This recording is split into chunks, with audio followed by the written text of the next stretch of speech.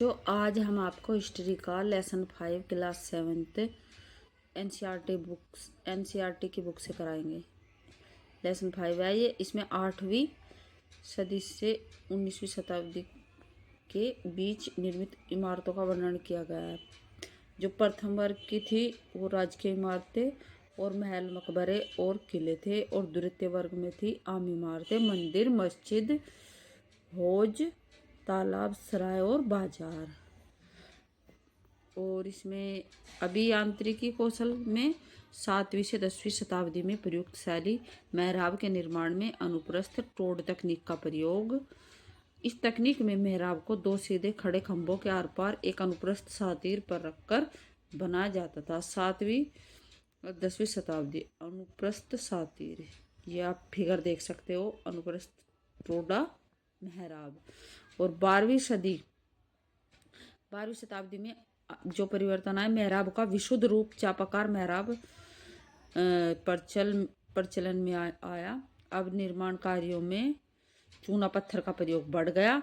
Cement एवं चूना पत्थर का प्रयोग निर्माण कार्य में किया जाने लगा। इसे तुर्क लाए थे। 12वीं शताब्दी में ये ऊपर डाट है और नीचे चापाकार मेहराब है, विशुद्ध रूप। मस्जिदों के निर्माण का प्रतीकात्मक कार्य, संरक्षक की शक्ति का प्रतीक, धन और वैभव का प्रतीक, भक्ति भाव का प्रतीक। राजेश्वर मंदिर का निर्माण राजाराम प्रथम राजा राजदेव द्वारा अपने देवता राजेश्वरम की उपासना हेतु किया गया था। ध्यान दीजिए, यहाँ राजा एवं उसके देवता का नाम मिलता जुलता है। इनके पीछे राजा का उद्देश्य स्वयं को देवता के रूप में दिखाना चाहा। इस प्रकार से राजस्व देवीकरण, राजा ही देवता को बढ़ावा मिला।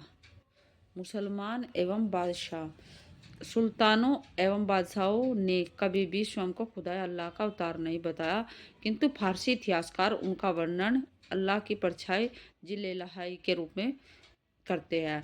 अमीर खुसरो ने कहा कि अलाउद्दीन खिलजी विश्व का चरवाहा है। मुगल वास्तुकला, जटिल स्वरूप, बाग, यह दीवारों से घिरा चार भागों में बटा अहाते आंगन में स्थित होते थे। कृत्रिम नहरों द्वारा इन्हें 4 समान भागों में विभाजित किया जाता था, इसलिए इन्हें 4 बाग कहा जाता था। 4 बाग बनाने की विधि अकबर के समय में शुरू हुई थी। मकबरे केंद्रीय गुंबद और मेहराब प्रवेश द्वार दोनों एक साथ होते थे। लाल बलुआ पत्थर और संगमरमर का प्रयोग किया जाने लगा। हस्त विहिस्त अर्थात 8 स्वर्गों नामक परंपरा का प्रयोग हुआ और फिर किले बने। शाहजहां के काल में मुगल वास्तुकला के सभी तत्वों को एक विशाल सद्भावनापूर्ण संश्लेषण में मिला दिया गया। शाहजहां का सिंहासन जिस मंच पर स्थित होता था, किबला मुसलमानों के नमाज पढ़ने की दिशा कहते हैं। उपरोक्त और वास्तुकलात्मक शैली शाहजहां को दैवीय प्रकाश प्राप्त करने के उद्देश्य से बनाई गई। यहाँ पर राजा को देवता के समकक्ष बताया गया है। एक विशाल आंगन में स्थित ये दरबार चिहित सुतून अथवा 40 खंभों के संभावन कहलाते थे। शाहजहां ने अपने सिंहासन के पीछे पूरा एक जटाऊ श्रृंखला के माध्यम से पौराणिक यूनानी देवता आर्फिसियस की आकृति को वीणा बजाते हुए बताया है।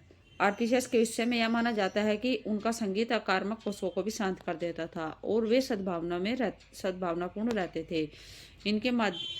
इनके माध्यम से शाहजहां हिंदुस्तान में फैली हुई विभिन्न धर्मों की धार्मिक आक्रामकता को शांत करने की बात की है और स्वयं को आर्फिसियस के समकक्ष बताया है। नोट: 4 बाग योजना के अंतर्गत नदी तट बाग योजना को भी शामिल किया जाता है। इसमें निवास स्थान की स्थिति बीच में न होकर तटों के पास बाग के बिल्कुल किनारे पर होती है।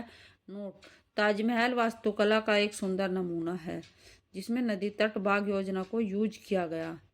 फतेहपुर सीकरी के बारे में बताया है। फतेहपुर सीकरी जोधाबाई महल और इसका निर्माण अकबर द्वारा। विशेषता वास्तुकला शैली का अच्छा उदाहरण है और मुख्य छप्पर की झोपड़ी वाली छत है। आसमान छूते चर्च, निर्माण 12वीं सदी में फ्रांस में। और गोविक वास्तुकला की शैली कहते हैं। नार्डेडम चर्च पेरिस वास्तुकला शैली का उदाहरण है। विशेषताएं नुकीले ऊंचे मेहराब, घंटी वाले बुर्ज, ऊंची दीवारें। अगर अगर पृथ्वी पर कहीं स्वर्ग है तो वो यही है, शाहजहां ने कहा दीवाने खास के बारे में।